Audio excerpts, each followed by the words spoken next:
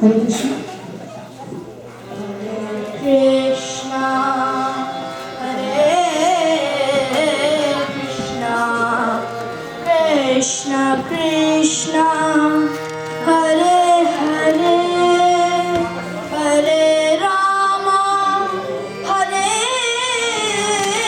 Rama, Rama Rama, Hare Hare, Hare Krishna, Hare Krishna, Krishna Krishna, Hare Hare, Hare Rama, Hare Rama, Rama Rama, Hare Hare, Hare Krishna, Hare Krishna, Krishna Krishna, Hare Hare, Hare Rama, Hare Rama, Rama Rama, Hare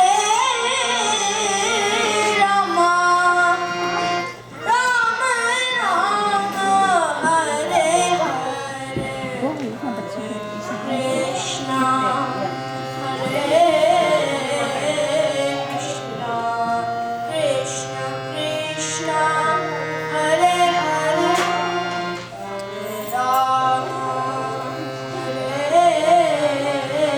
Rama, Hare Rama, Rama Rama, Hare Hare, Hare Krishna, Krishna Krishna, Hare Hare, Hare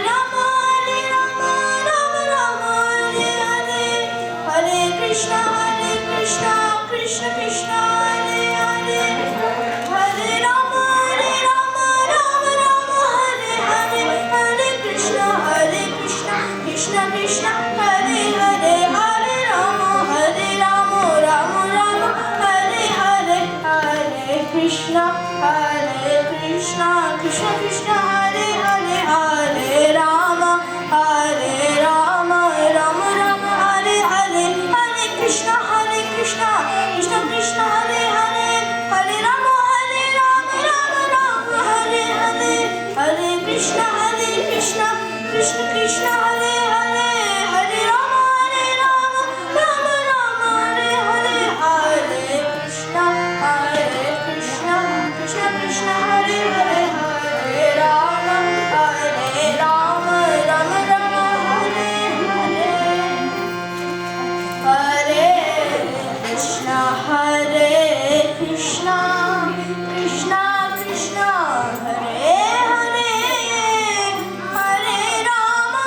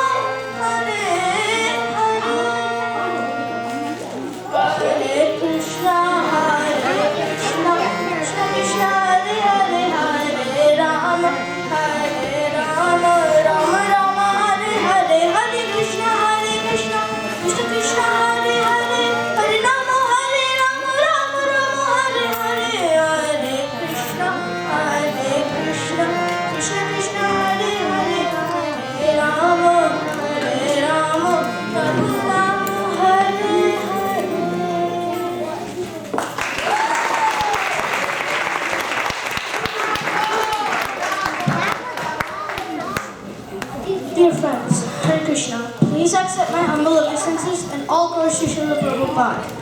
Today I will try to brief the second chapter of Bhagawad Gita within the time limit given to me.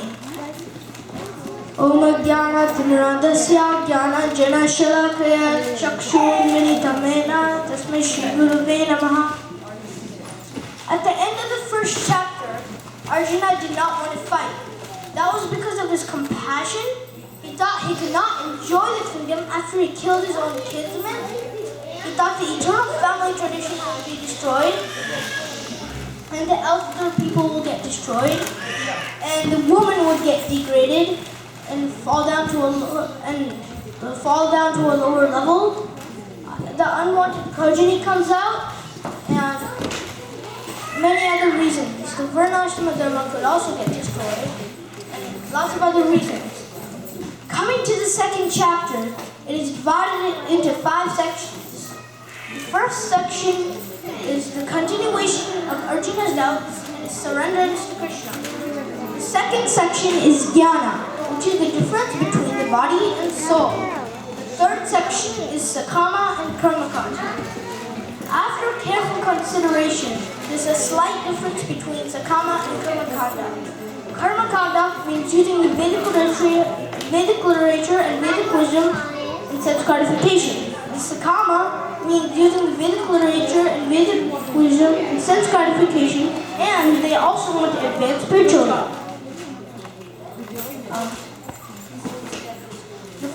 The fourth section is Nishkama Karma, which means working without any material attachments. And the fifth section is the symptoms of a person who is fixed in knowledge and transcendence. In 2.7, Arjuna totally surrendered unto Krishna, and he said, Karpanya dosho pahata subhava prachamitvam dharma samudha chetaha hishrayasya nishtitam bruhitan me shishyate hamsadimam tvam praparnam. Arjuna said, Oh Krishna, I am so confused. Please tell me what is best for me. I am your disciple and you are my master. So please instruct me for what I should do. So Arjuna used the word praparnam, which means surrenderance. Then Krishna immediately became a spiritual master and started speaking about the body and soul. He said, Arjuna, those who are wise lament neither for the living nor for the dead. Never was there a time where you did not exist, or I did not exist, or all these things did not exist. And he said, Dehinosmin yata dehe komaram yavanam jara tada dehamtara praptir dhirastatra namokshati. As the embodied soul continuously passes in the body, from boyhood to youth to old age, and goes to another body at the time of death. A sober person is not bewildered by such a change. Krishna used the word dhira, which means a sober person. And a sober person is a person with perfect knowledge of the constitution of the soul, supersoul, and nature, both material and spiritual. And Krishna also said, Matra spashastu konteya sitoshna sukadukadaha agampaino nityastam statikshashva bharata. Happiness and distress comes and goes, just like the summer and winter seasons. Summer comes and summer goes, winter comes and winter goes, etc. And then same thing for happiness and distress. Happiness comes and happiness goes, distress comes and distress goes, etc. for both of them. One must learn to tolerate both happiness and distress without being disturbed. And a person who is steady in both happiness and distress will be certainly eligible for liberation. And then Krishna also said, the material body, which is perishable, is sure to come to an end. But for the soul, there's no birth and there's no death. The soul is unborn, primeval, ever-existing, and eternal. The soul does not die when the body dies. The soul pervades the entire body, and the symptom of a soul is consciousness. Material body minus consciousness equals death. And then Krishna also said, Vasamsa jirnani yada vihaya navani krihnati naroparani tada sharirani vihaya jirnani anyani samvati navani dehi. As a person puts on new garments and gives up old ones, similarly, the soul accepts new bodies and gives up old and useless ones. Now I'll tell you two amazing facts about the soul. One of them is the measurement of the dimension of the soul. It is confirmed in Shvetavatar Upanishad. Balagashita balasya satata kalpitasya cha bhago jivasa vigneya sachinantyaya kalpate. If you take an end of a hair and you cut it into 100 pieces, and you take one of those pieces and you again cut it into 100 pieces, each one of those pieces is a measurement of the dimension of the soul. Krishna also said about the qualities of the soul. He said, Nainam chintanti shashrani, nainam dahati bhavakaha, na chainam kledayanti apo, na sosayati marataha. The soul cannot be cut into pieces by any weapon. The soul cannot be burnt by fire. The soul cannot be moistened by water. Or the soul cannot be withered by the wind. The soul is unbreakable. Nobody can break it. The soul is insoluble. Nobody can melt it. The soul is immutable. Nobody can change it. The soul is immovable. Nobody can move it. The soul is inconceivable. Nobody can know it by any experiment. And the soul is invisible. Nobody can see it. And Krishna also said, Jatasi dhruvamutyar dhruvam janmamurtasya cha tasmada pariharyate natvam sochitam arhasi. Krishna said, a person who takes birth is sure to die. And if a person dies, he's sure to take birth again. So don't grieve, Arjuna.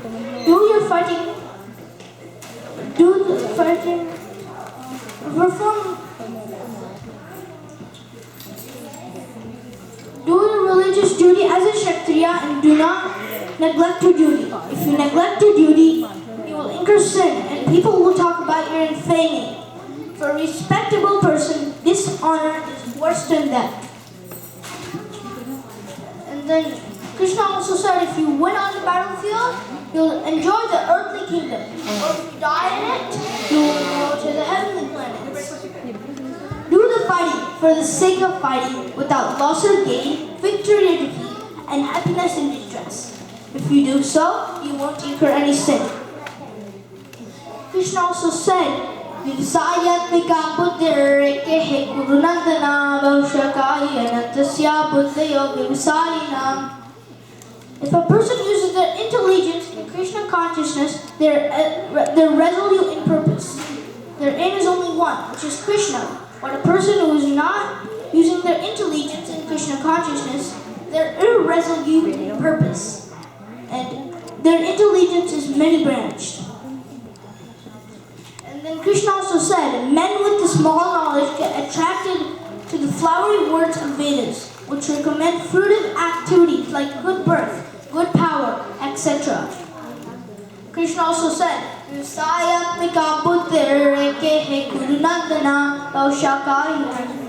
Oh, I thought it's actually Bhogeshwarya Prashantanam Tarapamrita Chetasam Vivsayatmika Buddhir Samadona Vidiyate.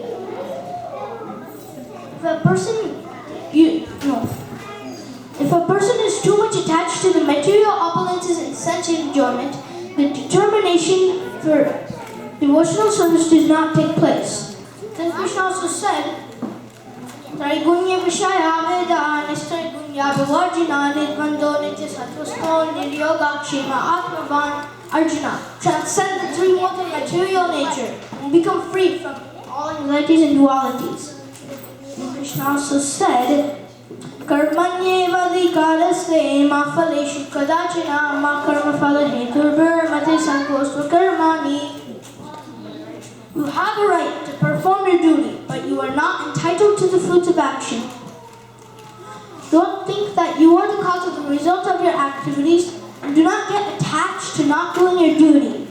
Perform your duty equipoise without any material attachment to success or failure, and keep all your abominable activities far distant and engage in your devotional service. If you do so, you will get you'll become free from good and bad actions and get rid of the birth and death cycle. And then Arjuna asked Krishna, what are the symptoms of a person who is fixed in knowledge and transcendence?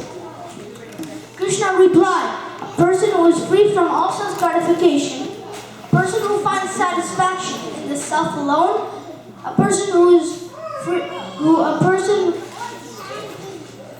is not disturbed even in the midst of the threefold miseries, which are Adhyatmika, Adibhautika, and Adidevika. A person who is not elated when there is happiness, and a person who is free from attachment and anger and fear. A person who is not affected by good or bad he may obtain. A person who can withdraw his senses from sense objects by experiencing the higher taste. And a person who fixes his mind on devotional service.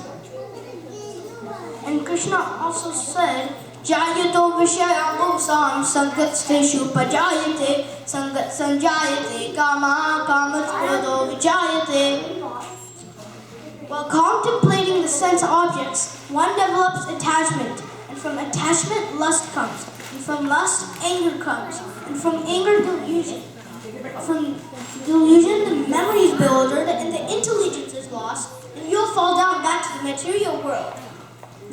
And then opposing that, Krishna said, Ragat Vishya Vimuktistu Vishaya Nindriyeshcharan Atma Vasya Vite Atma Prasadam Adhigachati.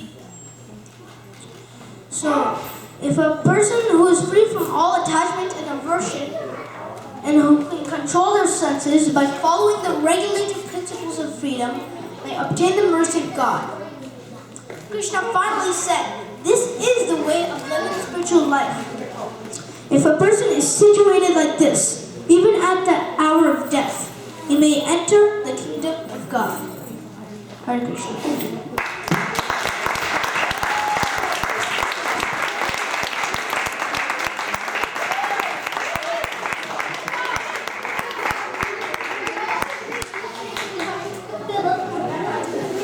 Excellent, excellent. I think I don't have enough words to appreciate what he has done. I think that was excellent, exceptionally good, and it's kind of exemplary for rest of the kids too, that at this age what you can do. The words that he talked about, probably I don't know about that, and maybe a lot of us don't understand either. So the slokas that is recited very confidently also shows his understanding about things, and the kirtan was very devotional too. I think a lot of us enjoyed the kirtan. So thank you very much, Srikar, and congratulations to his parents also. And next one is Aniruddha. Are you gonna sing?